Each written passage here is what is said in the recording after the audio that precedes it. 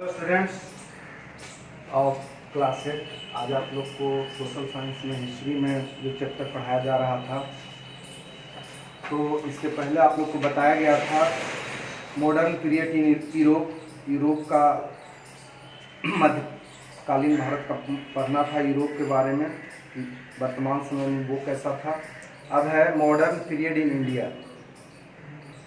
Modern period in India इसमें है During the medieval period, India attained political stability under the great Mughals, whose rule began with Babur's accession in 1526 and ended with the death of Aurangzeb 1707। कहा जाता है कि भारत में का जो modern period है, इसमें महान ग्रेट मुग़ल शासक जिसकी स्थापना भारत में बाबर ने किया था।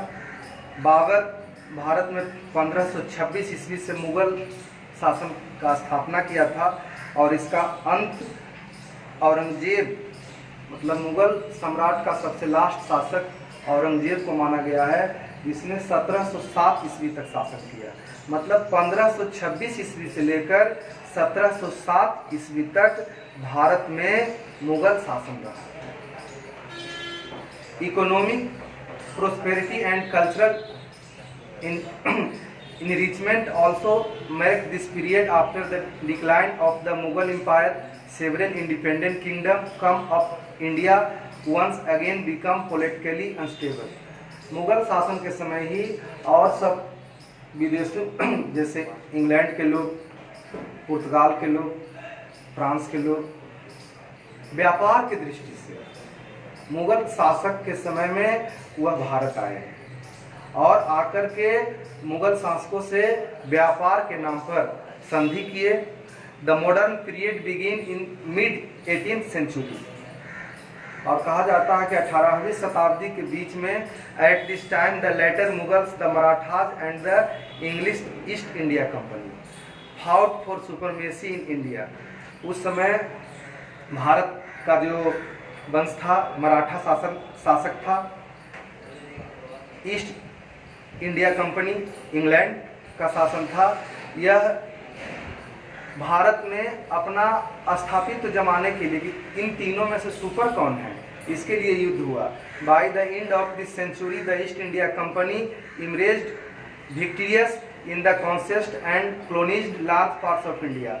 लेकिन ईस्ट इंडिया कंपनी ने भारत के बहुत से क्षेत्रों को अपने अधिकार में कर लिया, उसे जीत लिया और जीतने के बाद भारत को अपने अंडर कब्जा कर लिया।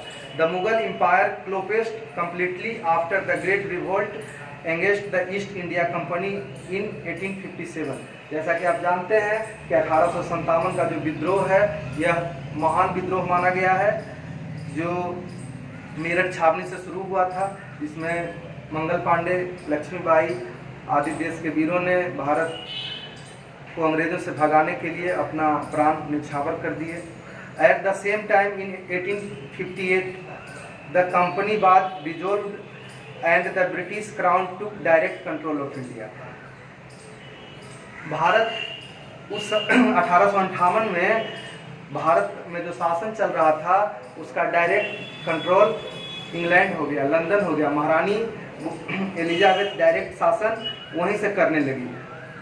The freedom struggle against the British control rule began after his death led to India independence in 1947 and India become a democratic republic. फिर एक लंबी लड़ाई के बाद 1947 ईस्वी में भारत को आज़ादी मिली।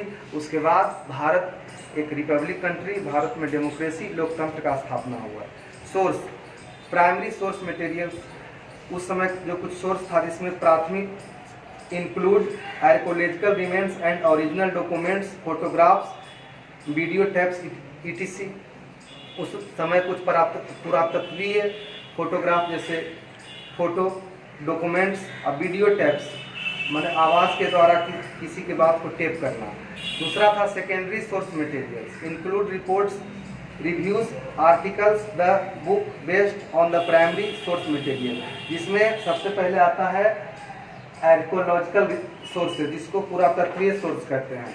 जैसे अंग्रेज भारत से चला गया, लेकिन कुछ वैसे चीज़ों को बनाकर गया है जो आज भी जैसे देखने का है। जैसे देखिए यहाँ पुस्तक में द गेटवे ऑफ इंडिया दिखाया गया है, या पुस्तक में बताया गया है कि अंग्रेजी हुकूमत ने अपने समय में कुछ ऐतिहासिक इमारत बनाया जहाँ से वो शासन करते थे, जैसे राष्ट्रपति भवन आज भी प्रेजेंट में है, जो भारत के प्रेसिडेंट हाउस हैं जिसमें भारत के राष्ट्रपति रहते हैं। संसद भवन जिसमें लोकसभा और राज्यसभा के सदस्य बैठते हैं, जहाँ से भारत का संचालन होता है। इंडिया गेट भी जो विश्व युद्ध हुआ था जिसमें भारतीय सैनिक मरे थे, उसके याद में दिल्ली के राष्ट्रपति भवन के सामने इंडिया गेट बनाया गया है। इंडिया गेट है ना, वहाँ एक दीपक का लौ हर समय जलता रहता है।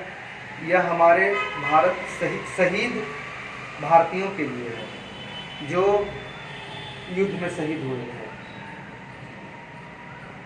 प्रथम और द्वितीय विश्व युद्ध। उसके बाद है gateway of India in Mumbai. Gateway of India है जो मुंबई में है। विक्टोरिया मेमोरियल जो कलकत्ता में है। फोर्ट विलियम इन कोलकाता।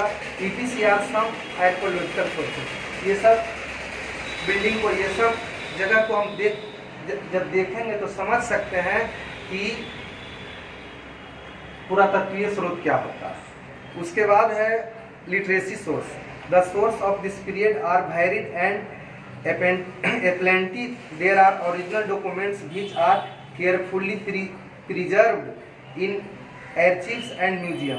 कुछ ऐसे सोर्स हैं जो संग्रहालय में रखा गया है, म्यूजियम में रखा गया है, वह हमारे इतिहास को दर्शाता है। पुरानी चीज़ें हैं, पुरानी कुछ वैसे सामान है जिसको देख करके हम अपने पुराने इतिहास को याद कर सकते हैं। ऑफिशियल रिकॉर्ड कार्यालय का अपना रिकॉर्ड रखता था। During the time of the British there was a system of recording everything, every decision and proceeding of each meeting were recorded and preserve carefully. Official record जो है उस जिस समय का जो शासन था, क्या कौन सी घटना घटी, क्या हुआ क्या नहीं हुआ, वैसे रिकॉर्डों को जमा रखता था। उसके बाद है सर्वे रिपोर्ट। सर्वे रिपोर्ट का मतलब होता है सर्वेक्षण रिपोर्ट, मतलब सर्वेक्षण करना।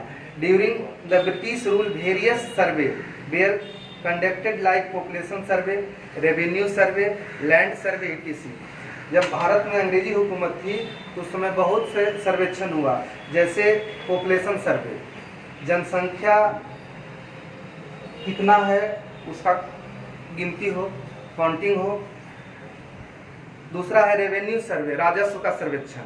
और तीसरा है लैंड सर्वे, भूमि का सर्वे, कौन किस प्रकार की भूमि है, कितनी भूमि है, किसके पास है, उसका भी सर्वेक्षण अंग्रेजों ने करवाया। उसके बाद है इंडिजीनियस रिकॉर्ड्स। इंडिजीनियस रिकॉर्ड्स का मतलब होता है स्वदेशी अभिलेख। Indigenous records include the diaries and accounts of pilgrim and travellers, newspapers, books, novels and leaflets with poetry the true feelings of an individual। इसमें कहा गया है कुछ स्वदेशी अभिलेख में कि कुछ ट्रेवलर थे, कुछ न्यूज़पेपर, कुछ समाचार बुक था, नॉवेल, उपन्यास था, ये सब के का भी एक रिकॉर्ड होता था।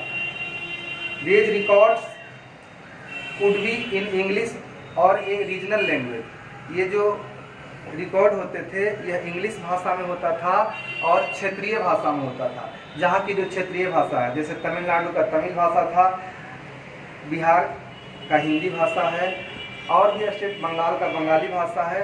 तो जिस जगह का जो होता था वह क्षेत्रीय भाषा और इंग्लिश भाषा में होता था। Dadabhai Naoroji poetry and un-British rule in India highlighted the exploitative nature of British rule and made people aware of real intentions of the British. During their rule, the British tried to suppress the press, but they remained unsuccessful. During the ancient, the medieval period, the source materials were not easily and evidently available.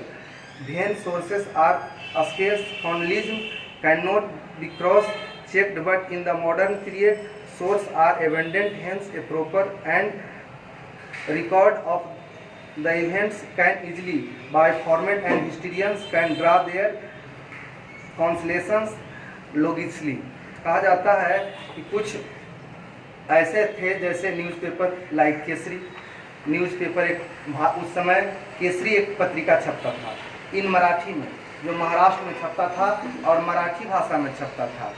And Maratha in English become the true platform for the freedom fighters to express their views. यह जो पत्रिकाएं छपती थी, यह इसलिए छपती थी कि हर क्षेत्र के लोग, हर जगह के क्षेत्रीय लोग, अंग्रेज जो हमारे देश में दानवी खेल खेल रहे थे, अंग्रेज जो हमारे देश को अंदर से खोखला कर रहे थे, उसको हर लोगों को जानने के लिए लोकल पत्रिका छपता था, जिससे कि ऑल भारत के लोग एक हो, और सब जब तक सब एक नहीं होगा तब तक इस देश से अंग्रेज़ों का सफाया नहीं होता, हमें आज़ादी नहीं मिलती।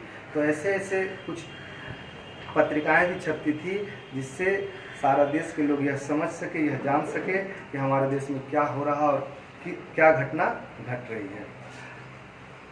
तो यही आप लोग को पढ़ना था आज का। आज आप लोग का एक क्वेश्चन है, A, B, C और D, 4 क्वेश्चन है जो ऑब्जेक्टिव क्वेश्चन है, इसको बनाना है। इसका असाइनमेंट आप लोग को जाएगा या इसको पूरा करना है, और फिर नेक्स्ट क्लास में आपका चैप्टर स्टार्ट होगा। That's all, thank you.